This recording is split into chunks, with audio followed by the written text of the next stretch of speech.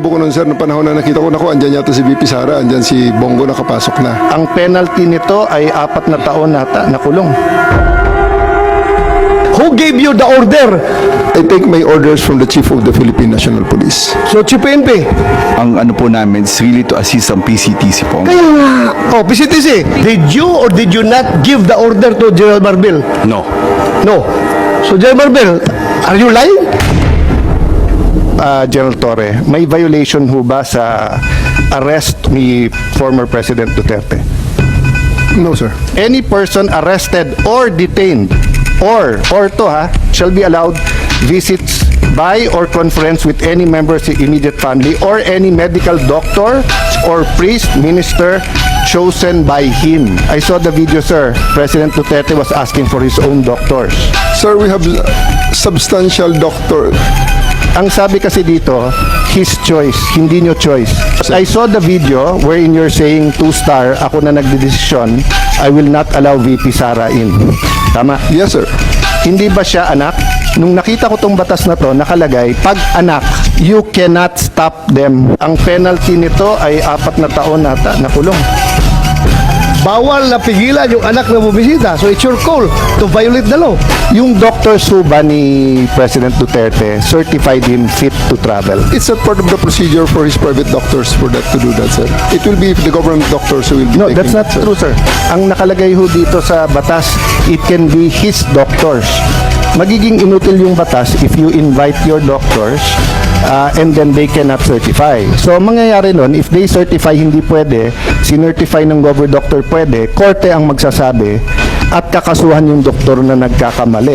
But if you tell me, sir, okay naman siya, o tignan mo. The law is clear eh. Hindi naman ikaw magsasabing sufficiente, hindi. But you're supposed to allow all of his doctors in right away and you're supposed to allow his family members there and not deny them. So, who give the order? Sino nagbigay sa'yo ng order? Sir, No, I have a team of you're the deputy one there. there. Wala si SOG doon. Ikaw ang nagkarga sa kanya sa aeroplano. Kaya tinatanong kita, who gave you the order? Still sir, I take my orders from the Chief of the Philippine National Police. So, Chief PNP.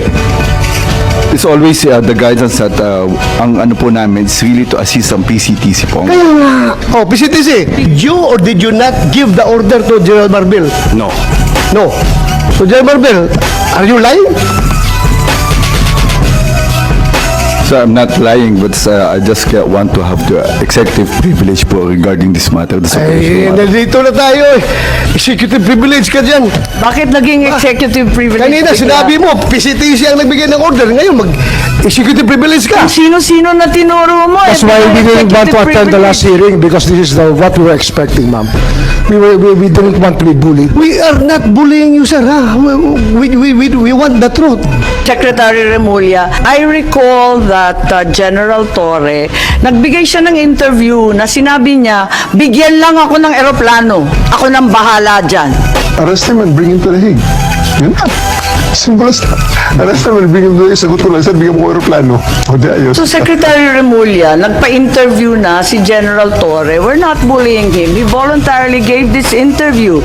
Sinabi niya na siya talaga. Paano ba yun? Sino nag-utos sa kanya? I gave them the advice. That, So kayo number ang one, nagutos? serve the warrant of arrest. And number two, surrender him to the Hague. That's what the law provides. So, sir, you're the one giving the orders. Well, in some ways, because I gave them the legal basis for all the actions that happened.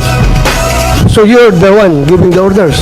If I have to be the one, then if I am the one No, sir. that is referred to, I will admit it.